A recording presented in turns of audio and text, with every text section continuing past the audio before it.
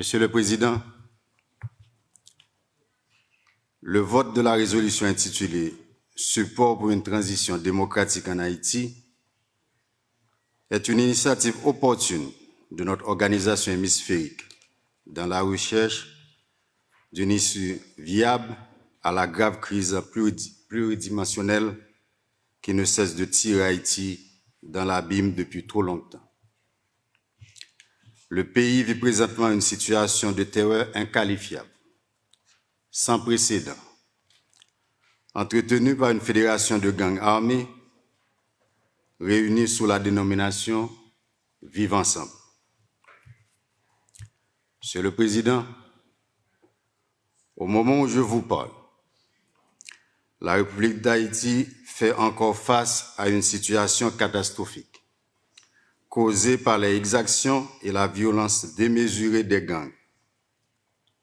Pillage, assassinat, exécution sommaire, massacre, incendie, occupation des commissariats, rap sur rançon, viol, déplacés internes par milliers. Ce sont ces actes quotidiens qui riment la vie de mes compatriotes de la capitale comme dans les villes de province. Monsieur le Président, que dire de la catastrophe humanitaire, de la crise alimentaire aiguë, de la crise sanitaire qui frappe déjà le pays? Que dire des centres hospitaliers, des écoles et des universités qui l'ont forcé de fermer leurs portes? L'économie nationale est dans un état léthargique. Toute la ville de Port-au-Prince est actuellement un espace perdu, sous l'emprise des gangs armés qui contrôlent les principaux axes routiers.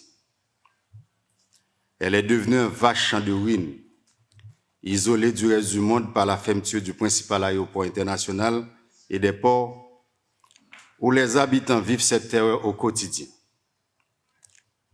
Le palais national n'est pas non plus épargné et subit hier encore les assauts des gangs dont l'intention est d'occuper le plus haut lieu symbolique du pouvoir politique. Monsieur le Président, la communauté internationale, cette grande famille planétaire, a la capacité d'aider Haïti, un État membre éprouvé. Elle doit agir promptement. Elle ne peut, ne doit pas rester impassible face à la tragédie humaine qui se joue en Haïti. L'heure est grave. Les gangs font chanter la poudre jour et nuit et assassinent un ou une compatriote à chaque heure. Un jour de plus est un jour de trop. Il est temps d'agir. Monsieur le Président, devant cette auguste assemblée, dans cette salle qui porte le nom du grand libérateur Simon Bolivar, je sollicite solennellement le bénéfice de l'extrême urgence pour mon pays. Le rétablissement de la sécurité demeure la plus grande priorité. Le déploiement de la mission multilatérale d'appui à la sécurité, autorisée par la résolution 2699 de l'ONU, est ardemment recommandé pour permettre aux autorités haïtiennes et à la police nationale d'Haïti de démanteler les gangs armés, de pacifier le pays et de rétablir les institutions démocratiques. Monsieur le Président, c'est pourquoi, ce matin, je porte le cri de détresse d'un peuple en agonie qui appelle au secours dans ces moments d'infortune, assiégé de toutes parts par des hors-la-loi dont les exactions sont d'une rare violence. Nul n'est en sécurité dans mon pays. Mon pays est dans le coma. L'économie nationale est effondrée. Mon peuple souffre amèrement et a toutes les peines du monde à avoir accès aux services de base et aux produits de première nécessité. La situation est excessivement difficile. Les grands médias internationaux sont déjà présents pour constater la mort lente d'Haïti et diffuser en direct le drame humain qualifiable qui se joue, qui dure depuis trop longtemps et qui choque la conscience universelle. La vie de chaque Haïtien compte. Haitian lives matters. Haitian lives matters. Haitian lives matters. Monsieur le Président, eu égard à la situation politique, je suis en mesure de vous confirmer que les protagonistes nationaux, avec la médiation de la CARICOM, sont en pleine négociation afin d'arriver à la mise en place d'un conseil présidentiel de transition de 9 membres, composé de représentants des principaux secteurs politiques, religieux, économiques et de la société civile. Il est prévu un gouvernement d'union nationale qui aura la lourde responsabilité de conduire le pays vers la stabilité. Ce gouvernement devrait être muni d'une feuille de route avec la mission de rétablir les conditions de sécurité publique et négocier avec l'international les conditions de la mise en œuvre de la résolution 2699 du Conseil de sécurité des Nations Unies pour un soutien efficace aux forces de sécurité haïtiennes. Établir et assainir les institutions effondrées de l'État et mettre en œuvre les réformes transitionnelles nécessaires, y compris en matière de lutte contre la corruption et l'impunité. Mettre en place un conseil électoral provisoire indépendant, prendre des mesures exceptionnelles pour relancer l'économie, améliorer l'offre de services de base, combattre l'insécurité alimentaire, entre autres. Créer une commission justice, vérité, à des fins de mémoire et de réparation. Monsieur le Président, l'annonce de cette session du Conseil permanent crée une vive attente en Haïti.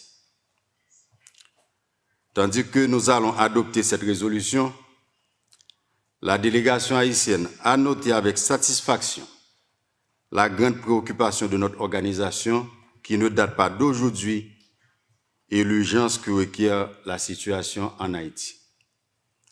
En effet, je me réfère respectivement à la déclaration des ministres des Affaires étrangères et des chefs de délégation sur la situation en Haïti, adoptée à la 51e session ordinaire de l'Assemblée générale en 2021. La résolution 2982 sur la situation sécuritaire en Haïti, lors de la 52e session ordinaire de l'Assemblée générale le 6 octobre 2022. La résolution 3007 demandant le rétablissement immédiat de la sécurité en Haïti en 2023 lors de la 53e session ordinaire de l'Assemblée générale. La résolution 1214 du Conseil permanent a adopté le 10 février 2023 renouvelant le soutien de l'organisation pour une assistance en matière de sécurité et humanitaire en Haïti. La résolution 1237 du Conseil permanent adoptée sur la situation en Haïti le 17 novembre 2023. Monsieur le Président, force est de constater que, dans l'intervalle, la situation s'est complètement dégradée et bien pire depuis des semaines. Il n'est pas exagéré d'affirmer que l'emprise des gangs armés sur le pays est quasi totale. Si rien n'est fait dans un délai immédiat, la catastrophe sera sans égale pour Haïti. C'est dans ce contexte instable et dangereux que vit la population haïtienne, apeurée, désemparée, emprisonnée chez elle et qui compte et pleure ses morts chaque jour. La solidarité de notre organisation hémisphérique a retenu la plus haute attention de la délégation haïtienne. Cette solidarité se manifeste également au niveau de la communauté internationale dans son ensemble à l'endroit d'Haïti. L'adoption de cette résolution est un signal important de notre organisation sur la nécessité de contribuer au rétablissement de la normalité dans le pays pour une transition démocratique durable. Il s'agira également de mettre fin à cette grave crise qui représente une menace pour la paix et la sécurité dans la région. Monsieur le Président, je conclus avec cette pensée de Gustav Stresemann, le grand chancelier allemand. La prise en compte de la sécurité de l'autre est le meilleur moyen de travailler à sa propre sécurité. Je vous remercie.